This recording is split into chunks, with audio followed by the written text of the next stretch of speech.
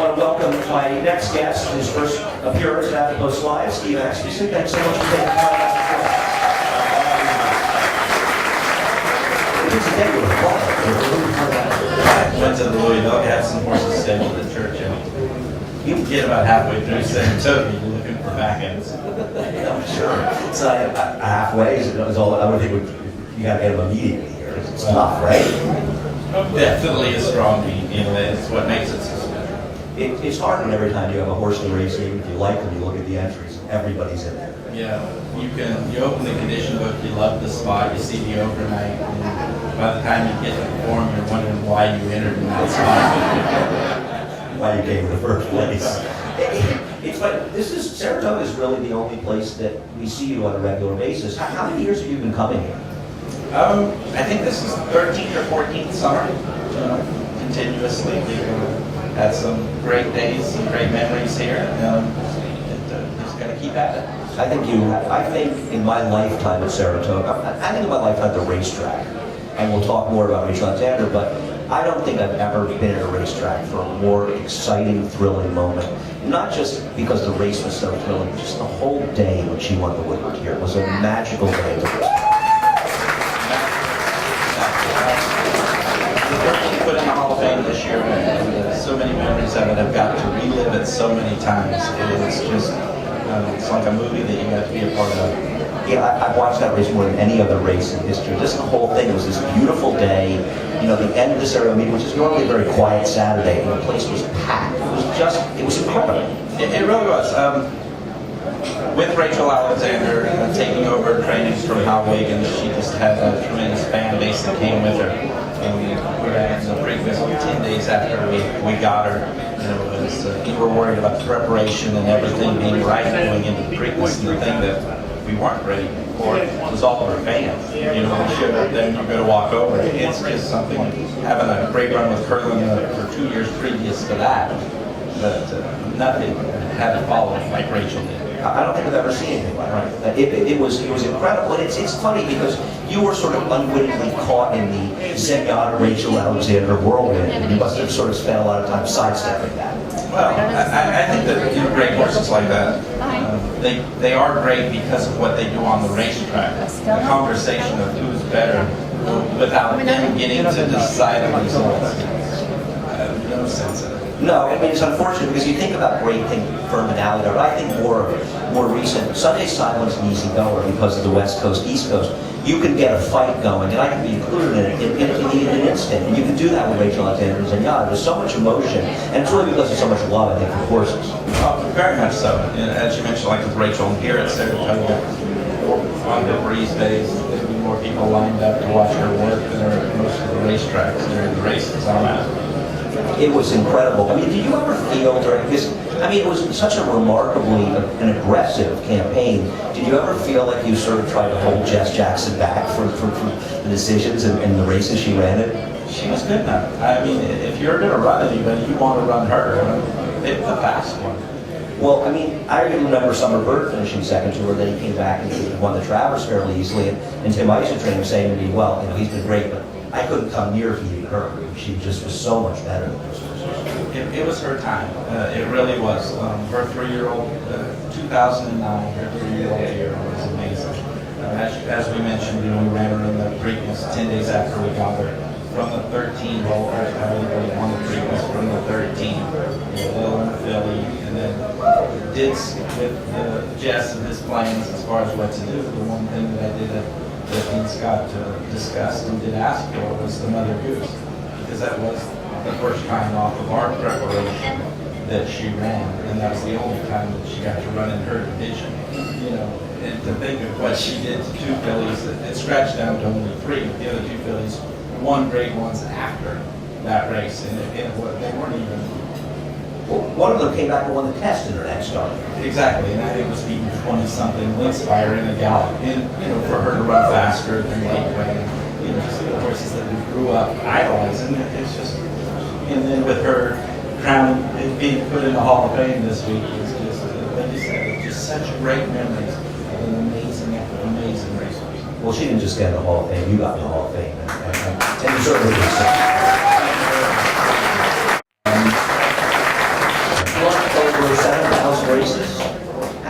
it's an incredible number. Do you ever think about it, look back and think, how did I do it? I'm more surprised by the ones that lost. I mean, you walk over there planning on winning. I mean, it's what you're doing it for. I've been, just been given a golden opportunity. I've just been in a great spot. I'm very fortunate to grow up in a racing family. Grew up around a bunch of racing enthusiasts. That's what we're here to do. And your father was a trainer years ago in Texas? My father was a jockey. My mom was a trainer. A racing family, and then one older brother, Cash, who was a rider in New York, I think 78, 79. He had some pretty good riders back then. Absolutely. He's truly a great rider. Obviously, full size runs in the family. To Europe, from Australia, won the gold medal 6 times and stuff. Won set records over there. So I just grew up in a great spot. And you rode for 3 years. Well, I held a license, right? Equibase will prove how I did it. We can get away with it. You can't tell a story if people can look it up and prove you're wrong. Especially at the racetrack. You can tell me a story you wanted the racetrack, and some people will believe it. Did you ride in New York at all? Yeah, I did have a friend of mine here in New York. Right. Now, when did you went training pretty much right after that? But I did go back, rode four horses at a higher scale of weights for a while.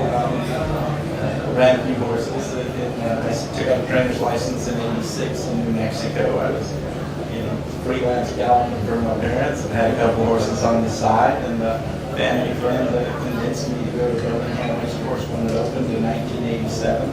He had grown up there, had a lot of family there, and sent me with some horses, and off we went. And that's where you started Birmingham? Well, I did, like I said, I did. My first winter was at Rideau, so I had one winter from 15 starts and $2,300 in earnings in 1986 as a trainer. In '87, I did better. That's probably figured right then you probably a lot of fast food, that kind of thing. Yeah. Right, and then you go from Birmingham's a nice track. Actually, I actually went there once. It sort of didn't work out. I think they were racing dogs by the time I got there. It wasn't that many years later, right? Well, Larry Coleman was the announcer there. When you were there? Yeah, Larry Coleman was his first announcing job. It started both of us. We both ended up Saratoga. Right, you go full circle. Larry's calling Triple Crown races and you're winning them. So you go from there and talk curling. I mean, not to jump too far forward, but you got curling after his first start, right? Yes, after his first race at Gulfstream. And was Scott Lassie, who, assistant and, confidant, long time friend, his sister-in-law is Helen Pitts. Right. We had a 3-year-old running in the swell stakes, I believe it was that day on the undercard for Gulfstream Park Handicap, and shipped into her barn. And so it was just by chance. Was there watching the sign. When they walked over, so I don't know what the margin of victory was, but it was past the middle of the racetrack, an extremely fast time. It was like no other. I mean, he ran Derby's 4th career start and won the Preakness in his 5th career start. Correct. Against very fast horses. It was, the times of, I think that his Preakness was the fastest Preakness ever. He was the strongest horse I've ever been around, mentally and physically, and I don't think there will ever be another. He was astounding because he competed in all 3 Triple Crown races and took a very tough beat to the filly in the Belmont Stakes. I mean, it's not. I mean, finished 3rd in the Derby, but it was his 4th career start. If he had a little more time, who knows? Drawn 2 in the Derby, just shuffled out the back. Street Sense, Calvin gave him just the dream trip, and he ran a great race. Or spun 2nd that year. A horse that went on to win the King's Bishop up here. Just a very good crop of 3-year-olds. Obviously, I think that with time and throughout the year, he proved that he was the best one of them. And I think that his Preakness win was great. But he still didn't have it all figured out by then. And then the horse that he was by the end of the year was just amazing. Well, he came to beat Lawyer Ron in the Jockey Club Gold Cup, whose win at the Whitney was one of the most impressive Whitney scores I've ever seen. Well,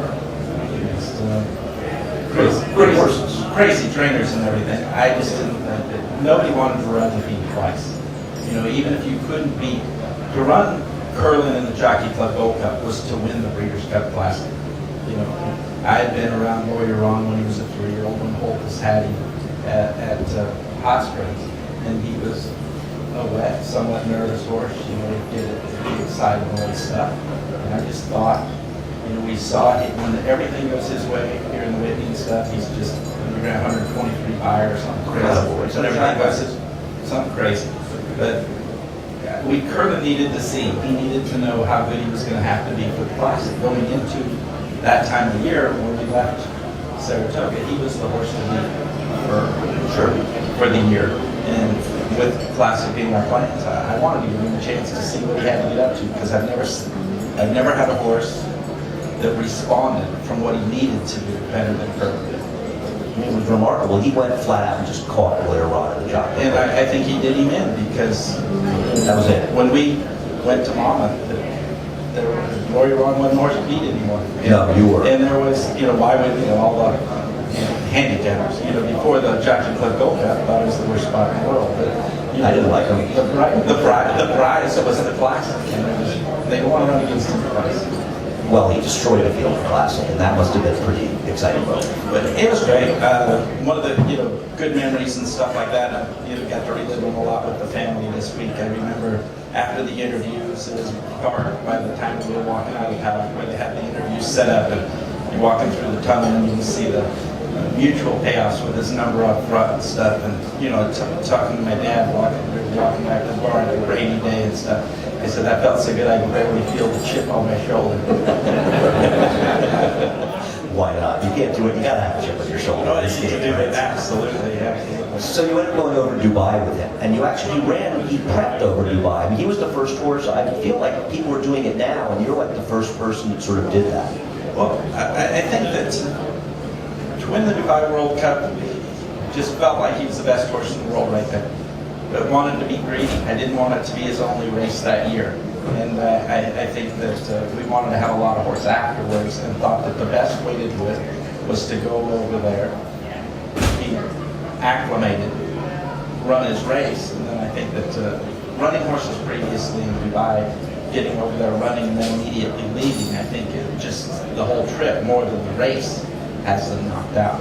So he was completely settled in himself and dominated, and came back in his race, the next race in the Clark at Stephen Foster at Churchill. Was talking at that point about going to the Army. Are you looking forward to that trip to Paris when he was talking about it? Absolutely. I was all in with Curlin. I mean, if you have Farlap, don't talk about what he could have done after it was over. I mean, do it. I mean, if you do. I honestly, you know, his 4-year-old year was possibly, you know, the Dubai World Cup, the Arc, the Classic, and the Melbourne.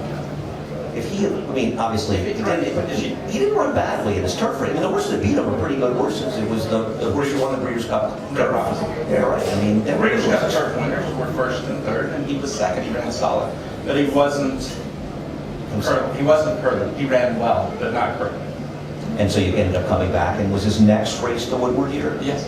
And he did the usual. Right, and with an extremely difficult trip. You know, they ran out in the middle of the racetrack in the first turn, and how they finished, you know, is typical of the horses that run his Jockey Club Gold Cup, you know, the $10 million horse, over $10 million. Right, absolutely, and he took for that. And then the disappointing Breeders' Cup Classic on synthetic. Right. But I think with Curlin and how strong he was, I think that the synthetic racetrack, you know, having him run on that was kind of like telling Michelangelo what colors to use. You know, he was already in charge by then. He actually didn't run that badly. He finished fourth. He was fourth, but like I said, it was just not the right service. Right. So you found a good person in Jess Jackson, because you both like to take chances and have fun. Because you think about Rachel and Curlin, you guys were game for anything. Well, I think that's what we're in the sport for, is the competition of it.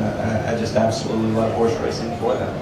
Right, the opportunity. And you've had more opportunities this year with Creator winning the Belmont. That must have been pretty fun. It was a very special day. The way that it worked out, we felt very confident going into the Kentucky Derby with him, with how sharp he had gotten with his style, and I felt that his chances were eliminated in there. But afterwards, you take your lumps, you just take it, go back to the bar, be quiet, hail the victor.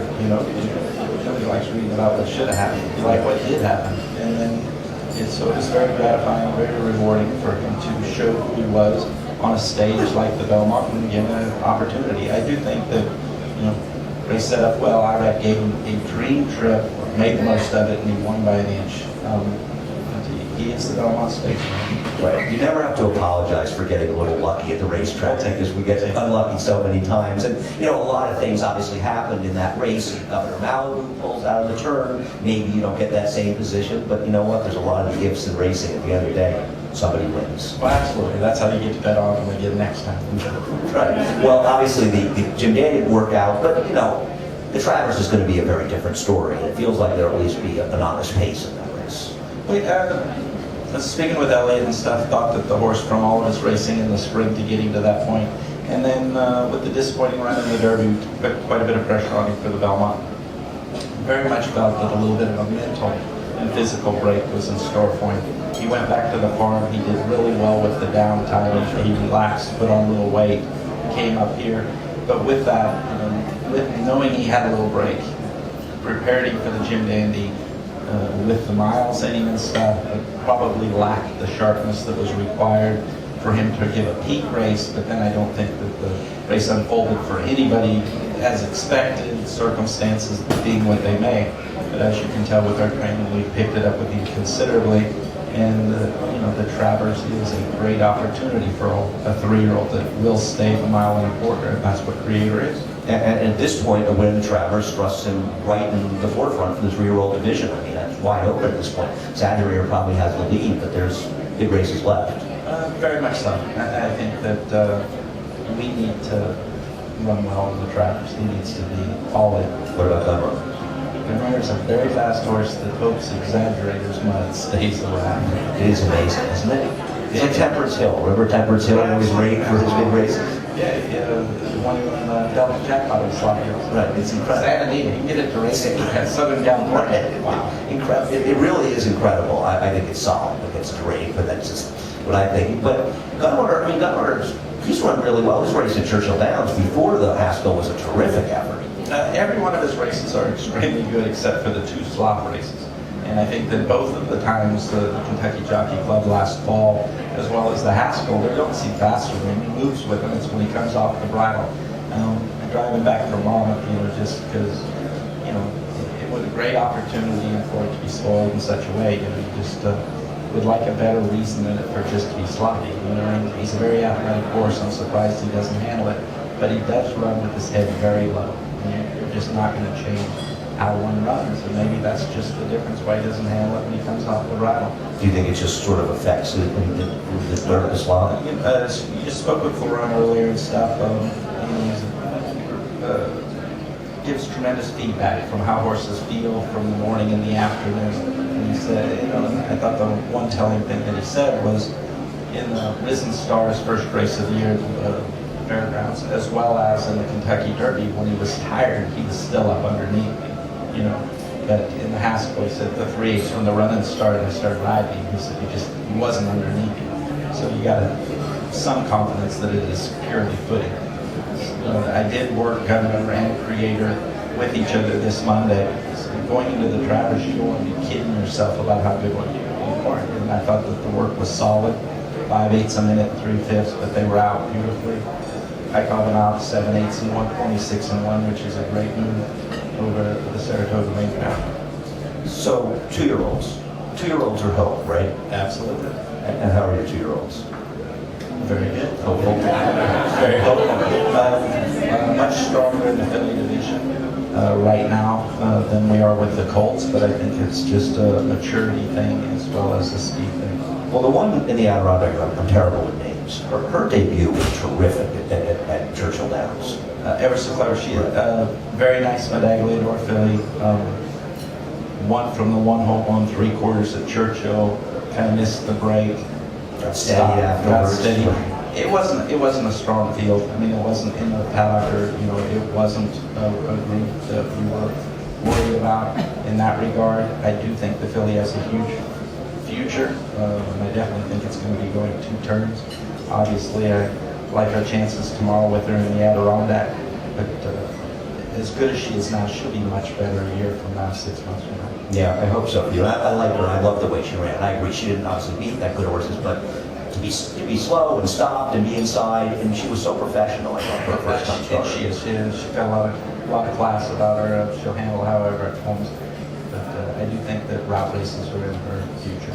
Well, we wish you the best success with her, with everything, Steve. And thanks so much for joining us here at At the Close Line. No, thank you.